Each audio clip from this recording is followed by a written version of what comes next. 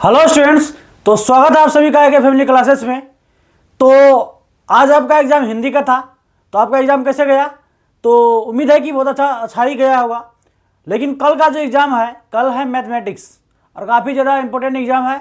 और यह एग्ज़ाम थोड़ा सा जो है, आप लोग को मैथमेटिक्स यदि नहीं पढ़ के गए हैं तो वहाँ पर दिक्कत हो सकता है।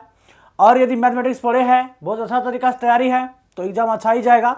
लेकिन आज हम लोग जो इस वीडियो में और इस वीडियो के माध्यम से मैथमेटिक्स के बारे में ऐसा चीज़ पढ़ने वाले हैं, इस तरीक़ा से पढ़ने वाले हैं जिससे आप लोग को क्या होगा, ऐसा रिवीजन करवाने वाले हैं जिससे आप लोग को क्या होगा, कल जो है एग्ज़ाम देने जाइएगा तो वहाँ पे सबसे पहले आप लोग का 20 से 25 नंबर इंक्लूड होगा उसमें।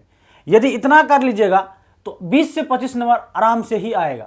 ये हर एक चैप्टर को हम रिवीजन करवाने वाले हैं, सभी चैप्टर फॉर्मूला रिवीजन करवाने वाला है, कौन से सवाल जो है इंपॉर्टेंट है वो भी बताने वाले हैं। चलिए आप इस वीडियो में हम लोग बिना देरी किए हुए शुरू करते हैं और देखते हैं, पहला चैप्टर से शुरू करते हैं और जहाँ तक जा सकते हैं वहाँ तक हम लोग करेंगे और देखेंगे कि क्या क्या फार्मूला है। ये फार्मूला काफ़ी ज़्यादा इंपॉर्टेंट होता है आप लोग का 1 नंबर के लिए। और ये जो है, ये फार्मूला के माध्यम से ही आप लोग जो है पढ़ेंगे आगे, और उसमें कौन कौन सवाल जो है इंपॉर्टेंट है उसको भी हम लोग क्या करेंगे, बनाएंगे। चलिए शुरू करते हैं और बहुत अच्छा तरीका से इसको करते हैं। सबसे पहले हम लोग चैप्टर 1 में आते हैं। चैप्टर 1 का नाम है वास्तविक संख्या। क्या नाम है? वास्तविक संख्या। फर्स्ट चैप्टर का नाम क्या है? वास्तविक संख्याएं। वास्तविक संख्याएं, पहला चैप्टर का नाम है वास्तविक संख्याएं, जिसका नाम है रियल नंबर कहा जाता है। तो इंग्लिश हम लोग नहीं जानेंगे, हम लोग पहले पढ़ेंगे। चलिए, वास्तविक संख्या में क्या होता है, आप लोग इसमें निकाले होंगे, एचसीएफ निकाले होंगे, एलसीएम निकाले होंगे। इसमें मेन भूमिका जो निभाता है, ये निभाता है फॉर्मूला, और वो फॉर्मूला होता है यूक्लिड विभाजन एल्गोरिथम। तो वो क्या होता है उसके बारे में हम लोग पढ़ते हैं, क्योंकि इससे 2 नंबर का क्वेश्चन आप लोग को अवश्य पूछा जाता है, अवश्य पूछा जाता है। तो इसमें जो ऐसे पूछा जाएगा 2 नंबर का, 2 मार्क्स का पहले बोल रहे हैं, 2 मार्क्स का क्वेश्चन ऐसे पूछा जाएगा आप लोग को कि यूक्लिड विभाजन परिमेय से एचसीएफ ज्ञात कीजिए। तो उसको भी हम लोग पढ़ेंगे, पहले उसका फॉर्मूला देखते हैं यूक्लिड विभाजन परिमेय क्या होता है। चलिए, तो यहां आप लिखेंगे यूक्लिड विभाजन परिमेय का, यूक्लिड साइड से लिखते हैं, यूक्लिड विभाजन परिमेय का, यूक्लिड विभाजन परिमेय का, यूक्लिड विभाजन परिमेय का ये क्या होता है, इसके बारे में हम लोग पढ़ेंगे। तो यूक्लिड विभाजन परिमेय का क्या होता है, इसके बारे में हम लोग पढ़ेंगे। इसका हिंदी में भी पूछा जाएगा वहां पे आप लोग को, और इंग्लिश में पूछा जाएगा। सबसे पहले इसमें 2 नंबर का पूछा जाएगा आप लोग एचसीएफ, और 1 नंबर पूछा जाएगा आप लोग का जो है ऑब्जेक्टिव। चलिए सबसे पहले यहां देखते हैं। देखिए, ये होता है भाज्य बराबर, सबसे पहले भाज्य को हम लोग कहते हैं ए, भाज्य ए बराबर भाजक गुना भागफल। भाजक को क्या कहते हैं? बी, और भागफल को क्या कहते हैं? क्यू।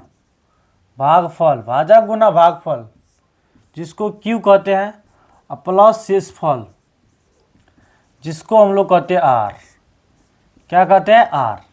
तो भाज्य बराबर होता है भाजक गुना भागफल प्लस शेषफल। ये होता है यूक्लिड विभाजन परिमेय का। यदि इसको हम लोग शॉर्टकट में लिखते हैं तो लिखते हैं ए बराबर बी क्यू प्लस आर।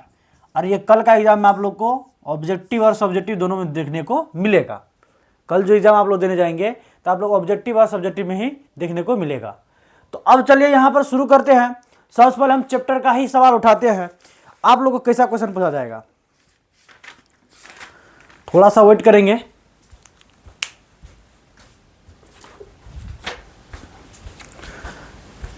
चलिए, अब जो हम लोग इसमें पढ़ने वाले हैं, चैप्टर का ही क्वेश्चन करने वाले हैं, और चैप्टर का क्वेश्चन जो है काफी इंपॉर्टेंट है, इसी से रिलेटेड क्वेश्चन वहां पे रहता है।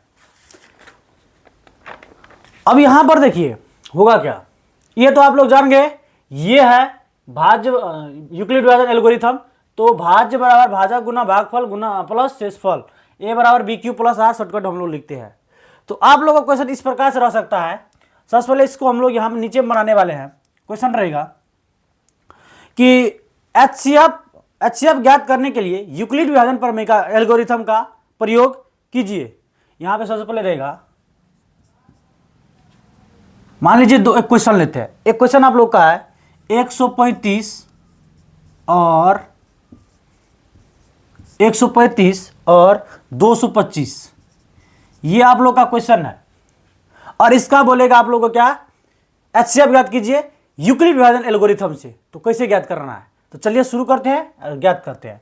सबसे पहले यहां आप लोग को देखना है 135 और 125, तो सॉरी 225, तो बड़ा कौन है तो 225, यहां पे 225 लिखेंगे। और छोटा कौन है 135, तो लेस देन यहां पे, यानी कि जो छोटा रहा उसकी दिशा हम लोग मुंह घुमा देंगे, इसका 135 हो गया, ये हुआ। अब जो छोटा है तो छोटा से बड़ा हम भाग देंगे, तो छोटा से जब हम बड़ा में भाग देंगे तो यहां पे लिखेंगे 135 से भाग देंगे हम लोग 225 में, किसमें 225 में। तो 135 से यदि हम 225 में भाग दिए तो क्या होगा, देखिए 135 से 225 में भाग देंगे तो क्या होगा, तो कितना बार भाग लगेगा, तो एक बार में लगेगा। तो 135 लिखेंगे यहाँ पे, 5 से 5 घटा 0, 2 में से 3 नहीं घटेगा, एक बचा लेंगे, 12 में से 3 घटा कितना बचा, तो 12 में से यदि 3 घट गया तो 9 बचा, और ये 1 में से 1 घटेगा तो 0 बच गया। अब उतारेंगे 135 को, तो 135 ये जिससे भाग दिया आप उसको यहाँ पे लिखना होगा, तो 135 सीख लीजिए, 2 नंबर में कल देखने को मिल सकता है। अब यहाँ पर चलिए फिर से भाग लगाएंगे, अब भाग लगाएंगे 90 से, तो 90 से जब हम भाग लगाएंगे तो 90 कितना का 90 बार, मतलब 90 से कितना से गुना करेंगे कि 135 होगा। तो देखिए, तो 135 तो नहीं होगा, नहीं इसके आसपास जाएगा, 90 को एक ही बार में इससे क्या होगा, भाग लगेगा, तो 90। अब 135 में से हम लोग 90 घटाएंगे तो कितना होगा, तो 5 में 0 घटेगा तो 5 बचेगा, 13 में से 9 घटेगा तो 9 4 13 4 बचेगा। अब 90 को उतारेंगे यहाँ पे, तो अब क्या होगा, 45 दूनी 90, 45 दो बार में लगता है, तो 45 दूनी 90, ये कट गया, कटा ही नहीं कटा। तो अब इस तरीका से आपको भाग करना होगा वहां पे, ये भी आपको वहां पे करना होगा। अब यहां पे मेन खेला यहां से स्टार्ट होगा। देखिए सबसे पहले पहला स्टेप में ये किया हम लोग, दूसरा स्टेप में ये किया, तीसरा स्टेप में ये किया, यहां पे लिखना होगा। आपको बोला गया कि यूक्लिड विभाजन एल्गोरिथम का प्रयोग करते हुए एचसीएफ ज्ञात कीजिए। तो कैसे ज्ञात करेंगे, देखिए लिखेंगे यूक्लिड विभाजन प्रमेयिका से, यूक्लिड विभाजन प्रमेयिका से, या यहां पे एल्गोरिथम भी लिख सकते हैं आप लोग, कोई दिक्कत नहीं है, यूक्लिड विभाजन प्रमेयिका से। अब यहां पर देखिए यूक्लिड विभाजन प्रमेयिका से जो हम इसको बनाएंगे तो कैसे होगा, सबको ये देखना है। अब यहां पर देखिए पहला स्टेप में क्या किए हम लोग, यहां होता क्या यूक्लिड विभाजन प्रमेयिका, तो इस यूक्लिड विभाजन प्रमेयिका ए बराबर बी क्यू प्लस आर, क्या होता है, ए बराबर बी क्यू प्लस आर, तो ए कितना है 225, तो स्टेप फर्स्ट लिखेंगे। अब यहां पर आप लोग देखना ए किसको कहते हैं और बी किसको कहते हैं, क्यू किसको कहते हैं, आर किसको कहते हैं। देखिए जिसमें भाग लगाते हैं उसको कहा जाता है ए, जिससे भाग लगाते हैं उसको कहा जाता है बी, जो भाग फल में आता है उसको कहा जाता है क्यू, जो बच जाता है उसको कहा जाता है आर। तो जिसमें भाग लगाए उसको भाज्य कहा जाता है और शॉर्टकट में ए कहा जाता है, और भाग जिससे लगाते हैं उसको कहा जाता है बी, यानी यहाँ पे बी जो है ये जिससे भाग लगाए उसको बी, यानी कि इसको कहा जाता है भाजक। और भाग देने का फलस्वरूप जो आता है उसको कहा जाता है भागफल, जिसको कहा जाता है क्यू, और जो बच जाता है उसको कहा जाता है शेषफल, जिसको कहा जाता है आर। तो वहीं पे लिखेंगे, तो ए का मान यहाँ पर क्या होगा, तो 225 पहला स्टेप में, बराबर बी का मान क्या होगा इसमें, तो बी का मान हो जाएगा 135 गुना क्यू का मान क्या होगा इसमें 1 होगा, प्लस यहाँ पे आर का मान क्या होगा, तो आर का मान हो जाएगा आपका 90। पहला स्टेप में ये हो गया। अब स्टेप 2 लिखेंगे, दूसरा स्टेप क्या होगा, तो दूसरा स्टेप में आप कहाँ से भाग लगाए, यहाँ पे, इसको आप इरेज कर देंगे, आप लोग वहाँ पे नहीं लिखिएगा, डायरेक्ट लिख दीजिएगा, हो जाएगा, हम बताने के लिए यहाँ पे लिखे। अब चलिए दूसरा स्टेप में क्या होगा, तो दूसरा स्टेप में यहाँ देखिए 135 है, तो 135 से भाग लगाए तो ए का मान ये हो गया, तो 135 बराबर बी का मान इसमें क्या होगा, जिससे भाग लगाते हैं वो बी होता है, तो 90 गुना क्यू क्या होता है, जो भाग देने के फलस्वरूप जो आता है वो क्यू हो गया, और आर का मान क्या होता है, आर का मान जो है जो बच जाता है, तो बचा क्या है 45, ये हो गया दूसरा स्टेप में। अब चलते हैं तीसरा स्टेप में, तो स्टेप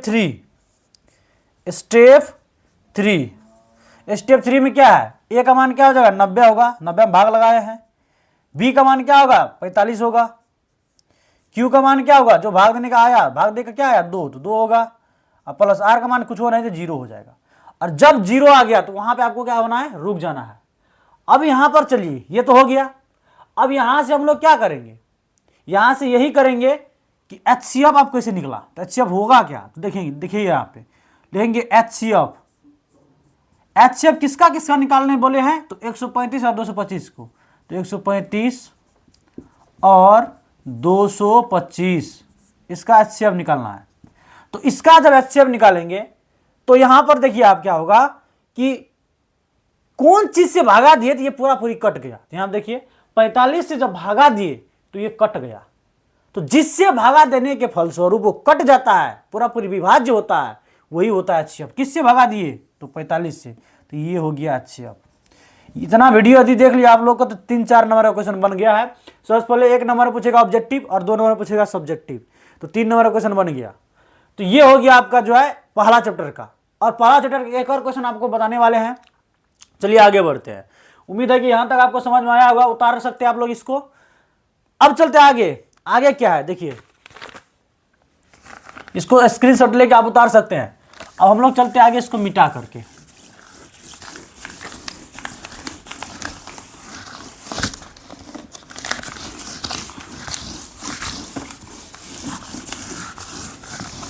चलिए आगे जो हम लोग चलेंगे तो क्या होगा, और यह भी आप लोग को मालूम होनी चाहिए, शांत और अशांत।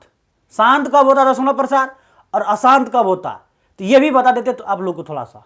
शांत और अशांत, शांत और अशांत पहला चैप्टर से आएगा, शांत और अशांत। और ये दशमलव प्रसार, दशमलव प्रसार शांत और अशांत कब होता है, यहां पे देख लीजिए।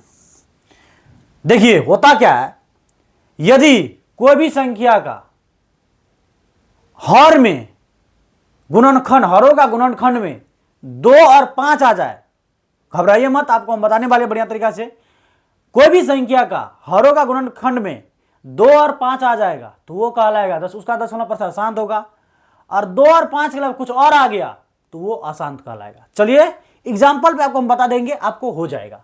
मान लीजिए आपका पहला क्वेश्चन है 1/10 और आपसे पूछा गया है कि यह शांत है कि अशांत है। ये ज्यादातर 1 नंबर में पूछा जाता है और कभी काल 2 नंबर में देखने को मिल जाता है।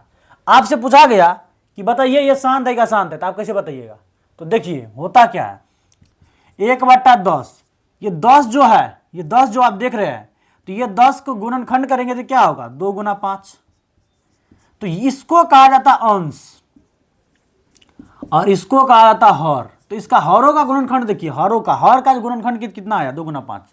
तो अभी आपको बताए है जिसका हरों का गुणनखंड में 2 और 5 आ गया तो समझ जाइएगा वो उसका दशमलव प्रसार क्या होगा, शांत होगा। तो बताइए इसका दशमलव प्रसार क्या होगा, तो शांत लेंगे। अतः इसका जो है दशमलव प्रसार, दशमलव प्रसार शांत होगा।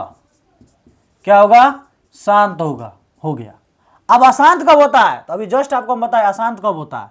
तो दूसरा नंबर में चलिए, अशांत कब होता है, अशांत तब होता है जब उसका हरों का गुणनखंड में 2 और 5 के अलावा दूसरा चीज आ गया।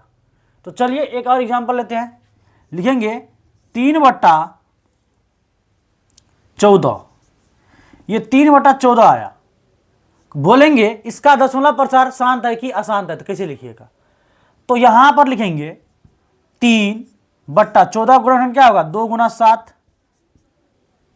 अब बताइए शांत है कि अशांत है, तभी आपको जस्ट बताया है।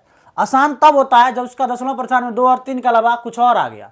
2 तो है लेकिन कुछ और है, 7 है, 3 तो नहीं है, सॉरी 2 और 5 के अलावा, तो यहां पर तो 7 है, नहीं होगा। तो इसका लिखेंगे अतः इसका दशमलव प्रसार, अतः इसका दशमलव प्रसार जो है क्या होगा, अशांत होगा। क्या होगा, अशांत होगा। ऑब्जेक्टिव में बोलेगा तो डायरेक्ट मार दीजिएगा और सब्जेक्टिव में तो इस प्रकार आप बना दीजिएगा, 2 नंबर आ जाएगा। चलिए उम्मीद है कि यहां तक आपको समझ में आया होगा। अब एक बात और हम लोग पढ़ेंगे एक चैप्टर से। देखिए एक चैप्टर से बहुत क्वेश्चन पूछा जाता है, इसलिए हम एक चैप्टर बता रहे बढ़िया से, आप देखते रहिए वीडियो को। आपका रिवीजन करने की कोई जरूरत नहीं, यदि तैयारी है तो वो भी वीडियो बढ़िया से देखिए, जिसका तैयारी नहीं है वो भी वीडियो बढ़िया से देखिए। आपका जो है कल एग्जाम में इस प्रकार से देव करके जाइएगा तो वहां पर आपका एग्जाम बहुत अच्छा तरीके से जाने वाले हैं। चलिए अब शुरू करते हैं हम लोग नेक्स्ट में जो दिया गया है, एक पूछा जाएगा आप लोग को 2 नंबर में क्वेश्चन, कहेगा कि सिद्ध कीजिए कि √5 √3 √7 अपरिमेय है कि है, अपरिमेय संख्या है। तो ये आप बना लीजिएगा, ये आप लोग को 2 नंबर पूछा जाएगा, तो इस प्रकार से हो सकता है ये। चलिए अब आगे बढ़ते हम लोग, आगे चलते 2 नंबर दो चैप्टर में। कितना चैप्टर हम लोग चलेंगे? तो 2 चैप्टर, 2 चैप्टर में। चलिए अब 2 चैप्टर का काफी ज्यादा हम जो है इंपॉर्टेंट बात बताने वाले हैं, जिसमें आप लोग को 2, 5 और 1 नंबर का भी सवाल जो है पूछा जा सकता है। चलिए शुरू करते हैं। यहाँ हम सवाल लेने के लिए बुक उल्टा रहे हैं, आप लोग का जो एनसीईआरटी बुक है उसी से हम लोग कर रहे हैं अभी। सबसे पहले यहाँ पर देखेंगे द्विघात बहुपद किसे कहते हैं। आप लोगों से पूछा जाएगा द्विघात बहुपद क्या है, यानी द्विघात बहुपद आप लोग को पता करना होगा कौन है। तो लिखेंगे इसका नाम है, इस चैप्टर का नाम हम लिखा 2 चर वाला रैखिक समीकरण हो सकता है। इसका नाम थोड़ा सा बहुपद हो सकता है, या तो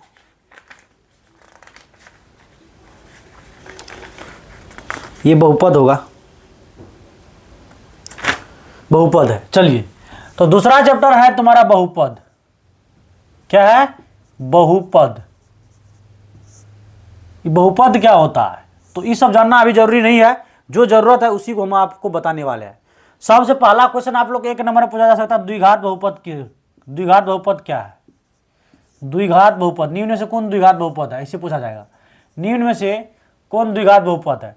तो सबसे पहले आप जो है एक पढ़ लीजिए इसका व्यापक रूप क्या है। तो व्यापक रूप भी कभी काल दे दिया जाता है। होता क्या है, ax² बराबर ax² plus bx plus c, ये होता है द्विघात बहुपद का व्यापक रूप। ये द्विघात बहुपद क्या होता है? व्यापक रूप होता है। इसमें काफी ज्यादा इंपॉर्टेंट बात बताने वाले, आप वीडियो में बने रहे। ये जो है द्विघात बहुपद होता है। तो द्विघात बहुपद क्या होता है? तो यहां पर द्विघात बहुपद हम उसको कहेंगे जिसमें अधिकतम घात जो होगा उस समीकरण में 2 होगा। अधिकतम घात 2। तो यहां देखिए इस समीकरण में चर पद का अधिकतम घात कितना है? 2। तो वो कहलाएगा द्विघात बहुपद। अब एक बात और याद रखिएगा, x² का जो गुणांक होता है वो a कहलाता है, x का जो गुणांक होगा वो b कहलाता है, और जो अकेले रहेगा वो c कहलाता है। तो इस प्रकार से होता है द्विघात बहुपद। अब यहां से आप लोग का क्या होगा, यहां से आप लोग का जो है क्वेश्चन पूछा जाएगा निम्न से कौन द्विघात बहुपद है। तो ऐसे क्वेश्चन दे दिया, हम आपको लोग क्वेश्चन नहीं पूछते हैं। एक क्वेश्चन दे दिया x² - 2 + 2, दूसरा क्वेश्चन दे दिए x³ + x² + 3, तीसरा क्वेश्चन आपका जो है x + 1, चौथा क्वेश्चन है आप लोग का 2x का पावर 2 + 1। इनमें से आपको बताना है कौन द्विघात बहुपद है। ये जो है इसमें से कौन द्विघात बहुपद है ये बताना आप लोग को। तो कैसे बताइएगा? तो अभी जस्ट आपको बताए जिसका अधिकतम घात या अधिकतम पावर 2 हो वो क्या कहलाएगा? द्विघात बहुपद कहलाएगा। क्या कहलाएगा? द्विघात बहुपद कहलाएगा। देखिए यहां पर देख सकते हैं 1 नंबर में ये इसका अधिकतम घात कितना है? 2 है, तो ये द्विघात बहुपद कहलाएगा। क्या कहलाएगा? द्विघात बहुपद। और सब ये जो है ये सब द्विघात बहुपद नहीं कहलाएगा। तो इस प्रकार से आपका जो है क्वेश्चन है। अब यहां पर कुछ फार्मूला आप लोग को बताने वाले हैं, वो फार्मूला देखिए। एक फार्मूला यहां पर हम पूरा बताइए देते, 4 चैप्टर में आपको काम आ जाएगा। चलिए सबसे पहले आपको बता दिए x² का गुणांक a कहलाता है, x का गुणांक b कहलाता है, और अकेले जो रहता है वो c कहलाता है। तो यहां पर सबसे पहले एक जानिए विवेचक या विभेदकर। विवेचक या इसी का नाम है विभेदकर। इसी का नाम क्या होता है? विभेदकर। विवेचक या विभेदकर, विवेचक या विभेदकर इसी का नाम होता है। अब ये इसको जो है शॉर्टकट में लिखा जाता है डी। तो डी क्या होता है? डी होता है डी बराबर b² - 4ac, ये होता है। अब यहां देखिए b² - 4ac डी का मान होता है। अब एक बात और आपको समझ में आनी चाहिए कि डी का मान जो है कब क्या, ऐसे पूछा जाएगा आप लोग को। अब यहां देखिए 3 प्रकार का जो है आपको शून्यक आएगा। शून्यक मतलब आंसर। देखिए उसको कहा जाता है, आंसर को कहा जाता है हिंदी मूल।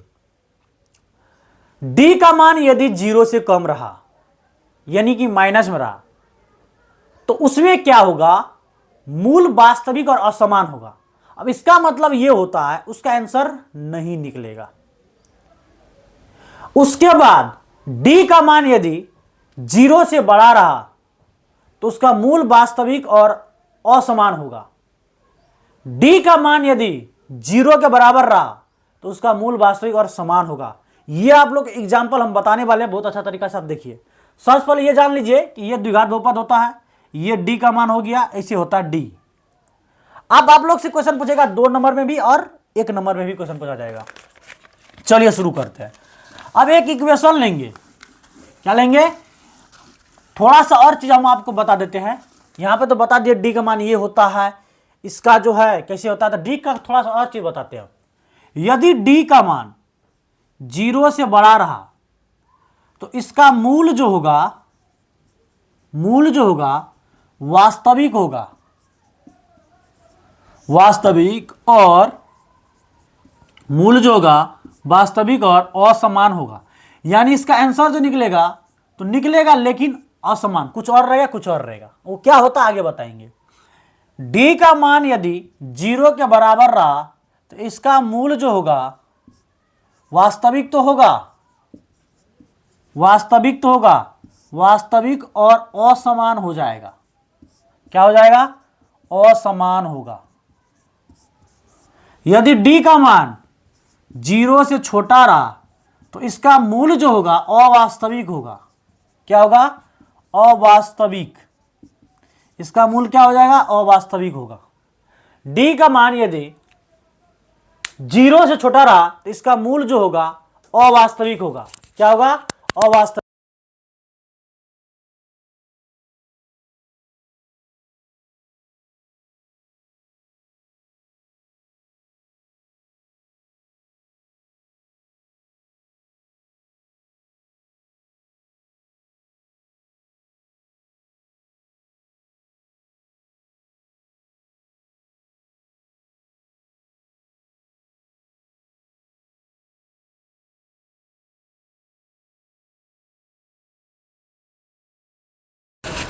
चलिए, यदि डी का मान जो है 0 से छोटा रहता है तो मूल क्या होगा, अवास्तविक होगा। अब यहां से आप लोग ये समझना होगा, एक जो अल्फा का मान, अल्फा बराबर सूत्र, बहुत इंपॉर्टेंट बात बता रहे हैं आप लोग को। अल्फा बराबर सूत्र होता है -b प्लस √d बट्टा में 2a, ये होता है। उसके बाद ये फॉर्मूला याद रखिएगा। एक और फॉर्मूला होता है बीटा बराबर सूत्र होता है रूट दे दिए -b प्लस √d और बट्टा में, प्लस नहीं होगा माइनस होगा, बट्टा में 2a। ये होता है एक फार्मूला, ये शून्यक निकालने का फार्मूला होता है। तो आपको हम विभिन्न वैरायटी का क्वेश्चन इसमें कराने वाले हैं क्योंकि ये बहुत ज़्यादा इंपॉर्टेंट है। चलिए शुरू करते हैं और अब हम लोग देखते हैं क्वेश्चन कैसा रहेगा। देखिए पहला क्वेश्चन आप लोग से पूछा जा सकता है कि इसका जो है निम्न में से जो है विवेचक ज्ञात कीजिए, विवेचक। या ऐसे पूछा जा सकता है कि निम्न समीकरण में मतलब समीकरण आपको दे देगा और उससे पूछा जाएगा आप लोग को इसका जो है मूल वास्तविक है कि मूल कैसा है, मूल का प्रकृति कैसा है, ऐसा पूछा जाएगा। मान लीजिए कि इक्वेशन लेते हैं, ये 2x² है प्लस x प्लस 1 ले लिए, ये लिए, और ये क्वेश्चन आप इक्वेशन दे दिया आपको और पूछा इसका मूल का प्रकृति कैसा है। तो अब ये क्या होता है, तो देखिए आपको हम बताते हैं। इसमें बताइए a का मान क्या होगा, तो a का मान 2 होगा। b का मान क्या होगा, तो a का मान 2 कैसे होगा, x² गुना a का मान कहलाता है। b का मान इसमें कितना होगा, तो b का मान यहाँ पे देखिए x है, तो x का गुणा क्या कहलाता है, b का मान, तो यहाँ पे 1 होगा। और यहाँ पर उसके बाद जो c का मान क्या हो जाएगा, तो 1 होगा, क्योंकि जो अकेला रहता है वो c का मान कहलाता है। यहां से आपको विवेचक निकालना है d, अभी जस्ट बताया d बराबर सूत्र होता है b² - 4ac। अब देखिए b का मान यहाँ कैसे होगा, तो अब निकालेंगे जब, तो b का मान 1 होगा तो 1 का स्क्वायर माइनस 4, a का मान 2 और c का मान 1 हो गया। 1 का स्क्वायर क्या होगा 1, 4 दूनी 8 1, 4 दूनी 8, 4 दूनी 8 1 8 होगा, 4 दूनी 8 4 दूनी 8 8 1 8 1 8।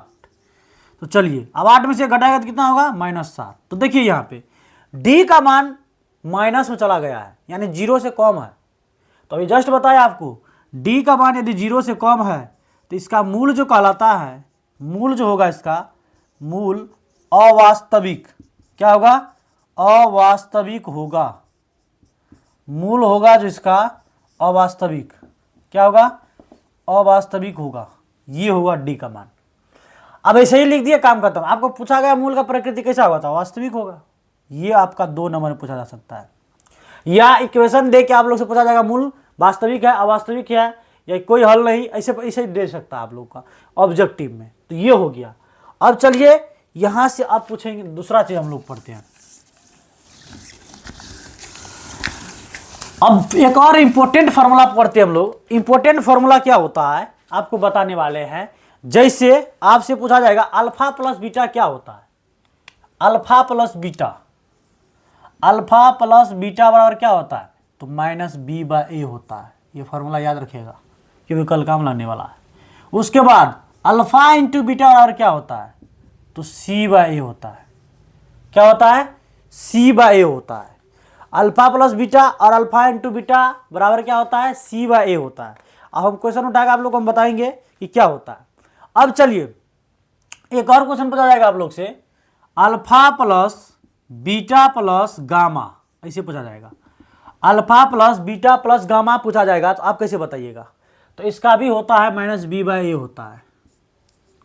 उसके बाद आगे पूछेगा आप लोग से alpha into beta into gamma, इसका भी सूत्र पूछेगा आप लोग से, कैसे बताइएगा। तो इसका सूत्र होता है c/a। क्या होता है, c/a, याद रखिएगा c/a होता है। उसके बाद आगे पूछेगा आप लोग से, इस तरीका से इतना याद रखिएगा तो काम हो जाएगा आपका। ये कर दिए तो काम हो गया आपका। अब एक और सूत्र आप लोग को बताने वाले हैं 2 चैप्टर से। अब एक और चैप्टर मतलब एक और जो सूत्र बताने वाले हैं वो क्या है, देखिए यहाँ पे एक सूत्र है आप लोग का द्विघात बहुपद का सूत्र। वो तो व्यापक रूप पढ़े। एक होता है द्विघात बहुपद बराबर क्या होता है, तो द्विघात बहुपद बराबर होता है x² minus alpha into beta into x plus alpha, alpha into beta नहीं, अल्फा प्लस बीटा होता है, और into x plus alpha into beta, ऐसे होता है। ये द्विघात बहुपद का सूत्र होता है x² minus alpha plus beta गुना x plus alpha into beta, ये होता है फॉर्मूला। तो इसको ये फार्मूला याद रखिएगा, जैसे आपको दे देगा इससे। ये क्वेश्चन तो बहुत इंपॉर्टेंट है। अल्फा प्लस बीटा बराबर दे दिया -1 और अल्फा इंटू बीटा बराबर दे दिया 2, और आप लोग से पूछा जाएगा द्विघात बहुपद ज्ञात कीजिए, ये दे देगा, पूछा जाएगा द्विघात बहुपद ज्ञात कीजिए। तो क्या होता है द्विघात बहुपद का सूत्र क्या होता है, तो x² बताए माइनस अल्फा प्लस बीटा गुना x plus alpha into beta, ये होता है। तो x² रबे करेगा plus minus alpha plus beta का मान कितना है, तो अल्फा प्लस बीटा का मान -1 है, तो -1 गुना एक्स और प्लस अल्फा इंटू बीटा कितना है 2। तो क्या हो जाएगा x² minus minus minus minus जब गुना करेगा माइनस से तो प्लस हो जाएगा, और 1 गुना एक्स 1 एक्स हो जाएगा प्लस 2। ये आंसर बन के क्या हो गया, तैयार हो गया। तो इस प्रकार से क्वेश्चन आप लोग से पूछा जा सकता है। अब चलते आगे, इतना है 2 चैप्टर में आपका कहानी। अब चलते हम लोग तीसरा चैप्टर में, और तीसरा चैप्टर काफ़ी इंपॉर्टेंट क्वेश्चन है इसमें रहता है, और इससे 5 नंबर का क्वेश्चन पूछा जाता है।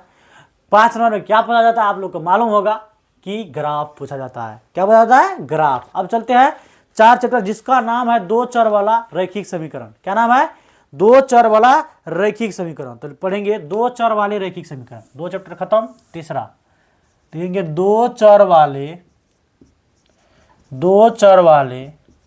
रैखिक समीकरण। 2 चर वाले रैखिक समीकरण ये क्या होता है, यानी 2 गो चर पद रहेगा। क्या वो चर पद रहेगा, 2 गो चर पद रहेगा। क्या होगा, तो देखिए